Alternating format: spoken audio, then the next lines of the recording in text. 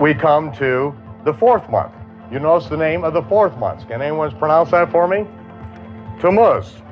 Tammuz. Right on the biblical Hebrew calendar, we have the month of Tammuz. That's what it is on the Jewish calendar. Does anyone know anything about Tammuz? We read about Tammuz in Ezekiel 8. It talks about the the women weeping for Tammuz. Now, what is this women weeping for Tammuz? What do we have going on here? We have to just step back a little bit and find out who Tammuz's mother was. Because his mother was married to Nimrod. Nimrod, the builder of the Tower of Babel, that's his fame. He died and he ascended up into heaven and became the sun, or the sun god. Now, many, many months later, after his death and then ascension, and he became the sun god, then his widow, Semiramis, became pregnant, and the story was she became pregnant by the rays of the sun, her husband, who ascended into heaven. So it is that we have the month of Tammuz. Now, what happened is Semiramis died. But, as luck would have it, she was reincarnated on the first Sunday after the vernal equinox as Easter, the goddess of fertility, who came down out of heaven in this giant egg, landing in the Euphrates River, busting out and turning a bird into an egg-laying rabbit. Then Tammuz died, as luck would have it.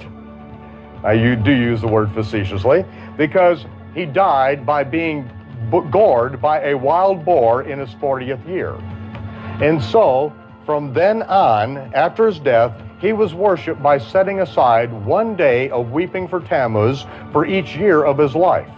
So the 40 days preceding the day when his mother was reborn as Easter, the goddess of fertility, they set aside the 40 days of weeping for Tammuz.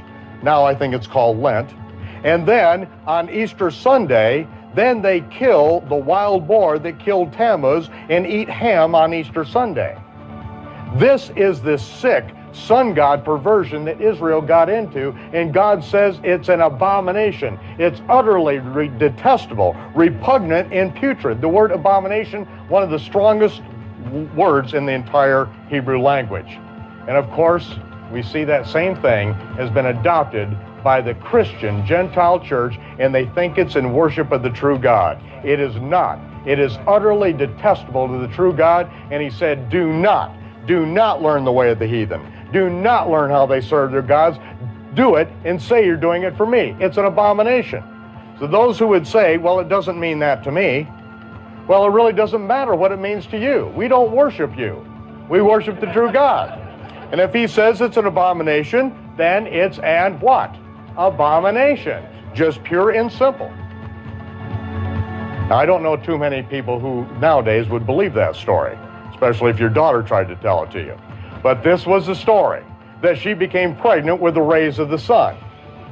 Now, she gave birth to Tammuz on December 25th. That is the birthday of the Babylonian sun god, December 25th. And I think it's important probably to point out, see, we went into captivity in Babylon. We were involved in the worship of Tammuz. We know his birthday was December 25th. We came out of Egypt. We know that the Egyptian sun god Ra was born on December 25th.